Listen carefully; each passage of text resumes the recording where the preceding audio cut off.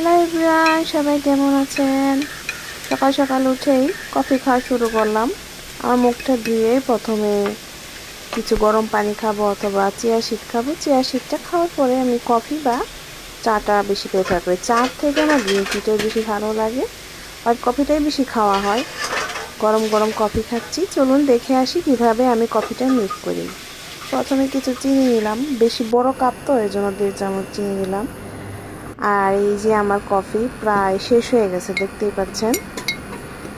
নেসক্লে coffee cap, তারপরে এছাড়া অন্যান্য কফি খেয়ে থাকি, এটা আমার বেশি ভালো লাগে। এই কফিটা কিনলাম 1.5 চামচের মতো কফি নিয়ে নিলাম। তারপরে দুধ নিয়ে নিলাম। দুধটা শর্তে দেখাতে পেলাম না। এই যে আমার পানি গরম হয়ে গেছে, এখন দিয়ে দিব।